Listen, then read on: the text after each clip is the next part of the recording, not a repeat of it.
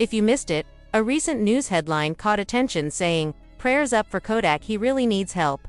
Yesterday, he went live on TikTok looking completely worn out, and it seemed like he was crying. In that same live stream, he mumbled, "Yeah, I like that, alright, thank you brother. Yeah, you next. Place I got Anita all the way. My name Rodriguez. I'm in Shelby Russ." Shortly after, someone commented on the video, and their words quickly went viral. "It honestly feels like Kodak is at his breaking point." The next video we see of him might be the worst one yet. Things took a darker turn just a week before that, when Kodak opened up in another video, saying he had never known what real love felt like. "No girl ever treated me right. Never, bro, I never had it. I never felt love. I never experienced it. I never did, bro, never." His voice cracked as he repeated the same painful truth over and over.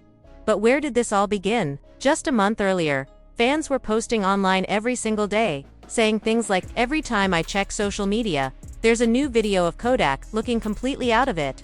He does not even seem human anymore. Is anyone going to help him?" People across the internet began voicing a growing concern. Is anyone actually going to help Kodak Black? Some took it a step further, asking a far heavier question: is anyone else scared that if he does not get help soon, we are going to lose him? These were not just exaggerated fan reactions. They were genuine cries from people who had watched one of hip-hop's most recognizable faces slowly unravel in public.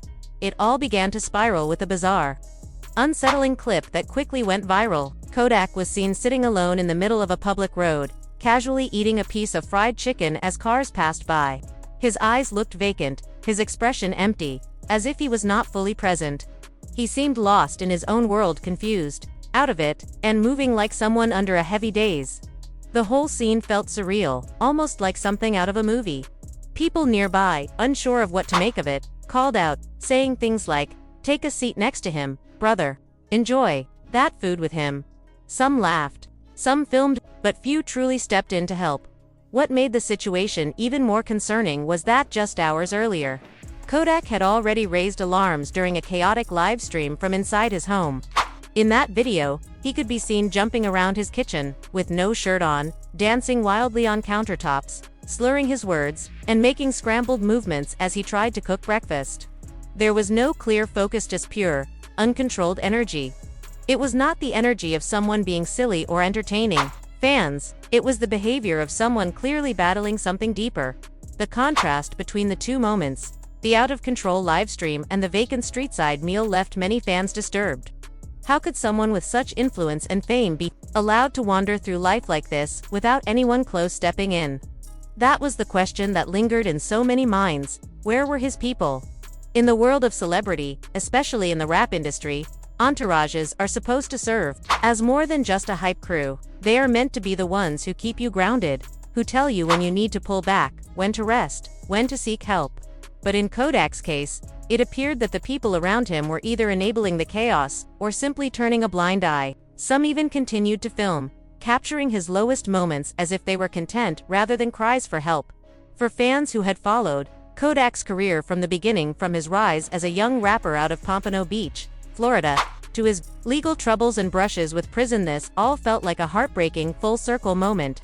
Kodak had always been the wild one, the unpredictable voice with raw talent and rawer pain, but now, it was as if that pain had taken the wheel entirely. The online conversations quickly shifted from jokes and memes to serious worry. Even people who were not fans of Kodak began speaking out, saying the same thing in different ways. "This is not funny anymore. He needs real help." Some even began tagging mental health organizations or celebrities with influence, hoping that anyone would step in before it was too late. It became impossible to ignore. Kodak Black, a man with millions of fans, hit songs, and children who depend on him, was spiraling in plain sight. And perhaps the most tragic part of all was that it was happening in front of a camera broadcasted for the world to see, but with nobody stepping in to block the lens or pull him to safety. This was more than a celebrity having a rough patch. It was a man struggling with something deeper, maybe addiction, maybe mental health, maybe a lifetime of unprocessed trauma, and doing so in an environment that rewarded spectacle over support. In a world where fame often isolates instead of protects, Kodak's behavior became a warning sign, not just for his fans, but for the entire industry. It was a moment that screamed for intervention, a loud, public cry that was met with too many silent onlookers. And as the days passed and the clips kept circulating, the same fear lingered in everyone's heart. If no one steps up now, we might be watching a tragedy unfold in real time. His behavior caught the attention of Kanye West, who went on Instagram asking other rappers to step up and help save Kodak. Kanye said, "I thought he was in Miami, but I just found out he's in Atlanta. I'm booking a flight now to go there and do something. If any of y'all are already in Atlanta and know him, please act now. Forget the drama, this is serious." Kanye seemed emotional, begging others to understand the urgency. Then, just 2 hours after Kanye spoke out, things got even worse. Kodak was seen pacing in his room, claiming out loud that he is Drake's favorite rapper. Maybe that was true, but the way he was saying it raised red flags. It was less about confidence and more about someone who seemed lost. Instead of helping him, the people around him just kept filming, letting the world see him in that vulnerable state. He kept repeating, "I'm Drake's favorite rapper. You know I am. He says it all the time. Even when I'm not around, they say it." But how did things fall apart this badly? The key moment came back on February 28, 2023, when Kodak publicly admitted to being under the influence of drugs. That moment marked the beginning of a deeper spiral that we are still watching unfold today. After pleading not guilty to charges of drug possession and firearms violations, Kodak Black denied being under the influence of anything illegal. Speaking emotionally, he said, "I was just drinking and fell asleep outside my family's house. That's all it was. I was not doing anything wrong, just tired and out front where I grew up." He insisted that what people assumed was drug use was actually just exhaustion and a little too much of the drink. "That drink is not illegal," he added. Frustrated, Kodak also pointed out the unfairness of being plastered all over the internet, saying the arrest process felt unfair and exaggerated. "Just because my mugshot looked bad, now everyone's judging me," he explained. "They making it look worse than it was." He also spoke about being Haitian, saying people do not understand where he comes from, or the pressure he carries. "I made mistakes, bro, it was my error. But I'm getting better now," he said, trying to show that he's working on changing. But things took a sharp turn soon after that Instagram live. Federal agents raided Kodak's home in Florida, arrested him, and seized several items found inside. That incident forced Kodak Creole named Bill Capper to act quickly. He hired defense attorney Brian Cohen, who was able to negotiate a deal with the court. Instead of spending 2 years behind bars, Kodak would be sent to rehab. He later stood before a judge after turning himself in on a warrant for violating his pretrial release terms. Authorities said this step was necessary, but the court's decision gave Kodak a second chance, an opportunity to get treatment instead of sitting in a jail cell. Earlier this month, Kodak Black found himself facing yet another legal challenge, this time due to a surprise drug test that he failed. The results shocked many, but none more than Kodak himself, who strongly believed the outcome was a mistake. He stood before the judge, visibly frustrated and defensive, explaining that something had to be wrong. In court, he shared his side of the story, claiming he had not used anything illegal and was being unfairly judged. A surprising twist came when a pretrial technician actually admitted there was a possibility that the samples may have been mixed up. According to the technician, there was a chance that Kodak's sample had gotten confused with someone else's. Kodak immediately jumped on that statement and told the judge, "We can clear all this up with a hair sample. A hair test, unlike a urine test, can show a longer and more detailed history of substance use." And Kodak seemed confident that it would prove his innocence. Judge Barbara Duffy responded professionally and firmly. She said that if Kodak wanted to prove the test was inaccurate, he should take the hair sample test right then and there. But instead of agreeing to the judge's offer, Kodak made a different choice. Rather than submit to the hair test, he told the court he would check himself into a rehab facility. He chose to spend 30 days at Legacy Rehabilitation Facility as a part of his pretrial release conditions. This decision raised eyebrows. Some questioned why he would refuse a test he had asked for if he truly believed he was innocent. Others saw it as a wise move and effort to take accountability and show the court he was serious about turning his life around, whether or not the drug test result was correct. Either way, Kodak's choice to enter rehab had big consequences. Everything in his career came to a sudden stop. For nearly a year, there was no new music, no wild social media appearances, no interviews, no performances. The spotlight faded, and the world moved on without him. For an artist who had been a constant presence in the media known for his unpredictable behavior, hit songs, and headline-making antics, his absence felt strange. Fans who once followed his every move barely mentioned his name. For the first time in a long time, Kodak Black was quiet, but something important happened in that silence. Inside the rehab facility, away from the chaos and noise, Kodak began to rebuild himself. Sources close to him shared that he started writing, again pouring his pain, growth, and thoughts into lyrics. He also committed to daily workouts, focused on staying clean, and spent time reflecting on the mistakes he had made. It was not just about staying out of jail, it was about healing. Rehab gave him a rare chance to slow down, breathe, and think.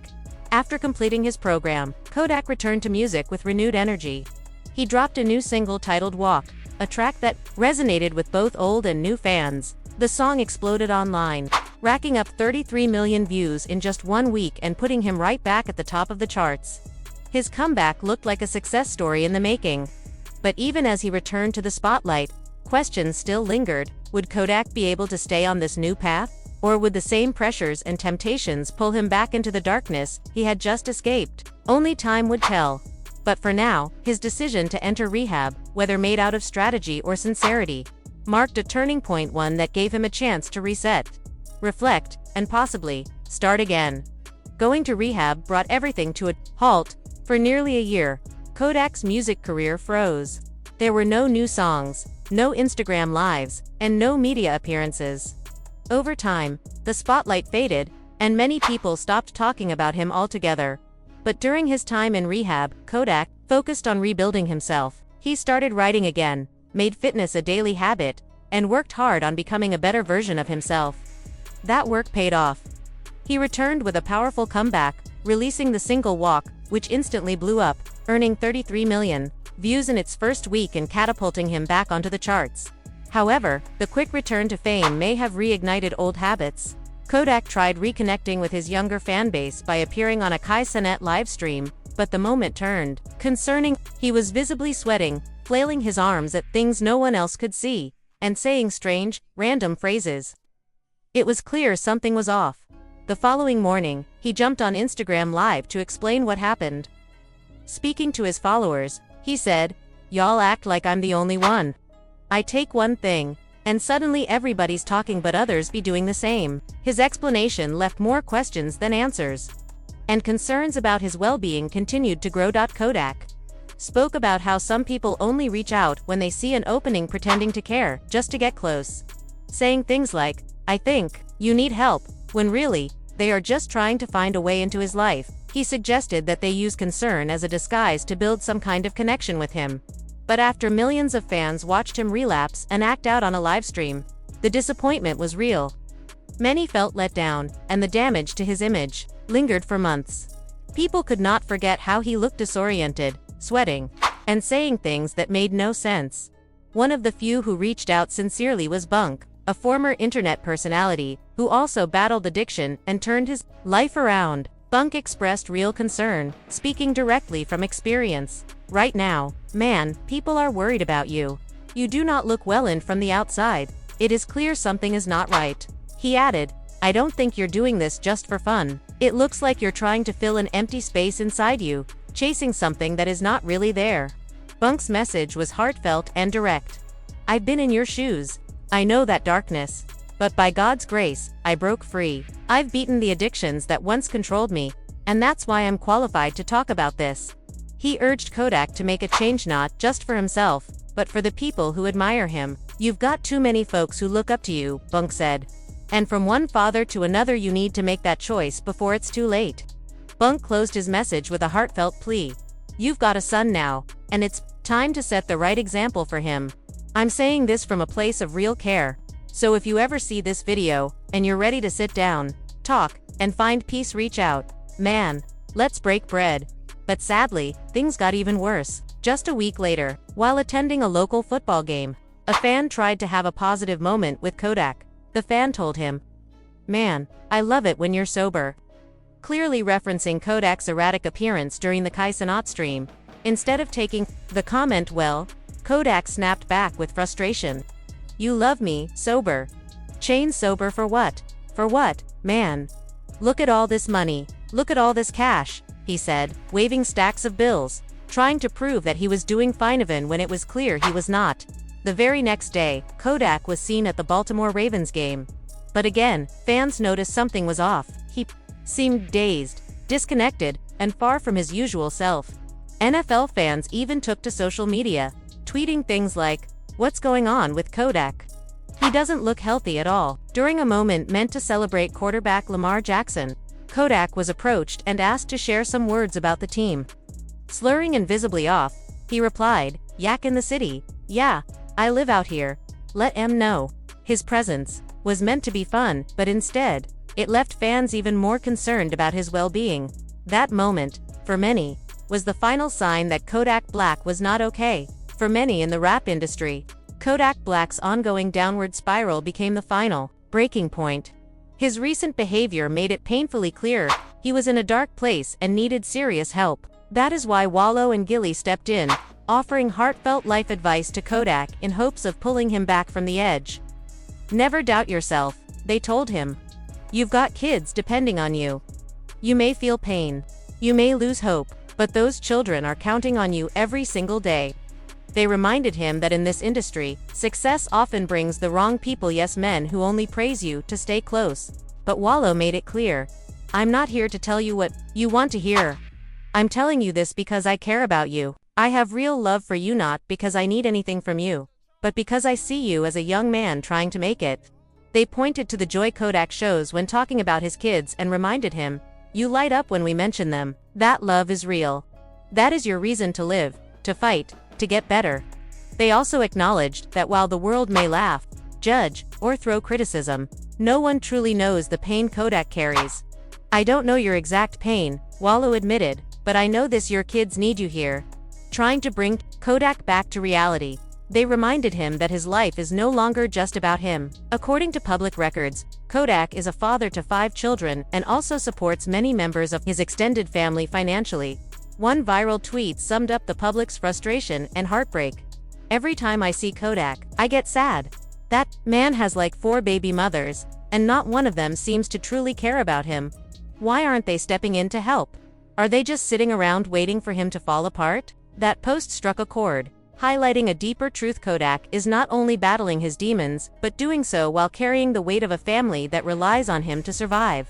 Once again, Kodak Black found himself surrounded by people who failed to give him the real support he needed. In a world as tough as his, not having a strong support system can be the difference between recovery and relapse. Feeling the weight of everything, Kodak eventually broke his silence and shared an emotional apology with the world. "I just want to say I'm sorry," he began. "Sorry to everyone I've hurt. Sorry if people do not understand me. Sorry to the ones who never liked me. I'm sorry to my mom for making her cry. I'm sorry to all the girls whose hearts I broke. And I'm even sorry to your man, my man, you know, for being disrespectful. She forgave me and that means a lot." Kodak expressed a desire to use his influence for something better, promising to grow from the pain he caused and the pain he endured. But not long after that heartfelt moment, history sadly repeated itself. During another Instagram Live, Kodak seemed to return to old habits. He made a statement that shocked many. "Man, the whole world is using. Everybody's on something while we're all just waiting to die." His words painted a dark picture, as he seemed to suggest that substance use was the norm, not the exception. "People don't know how to just let time handle things," he said. "You've got to let time work. Let time do its thing." It was a painful reminder that despite moments of clarity and sincere apologies, Kodak was still battling heavy demons, and without the right people around him, it remained an uphill fight.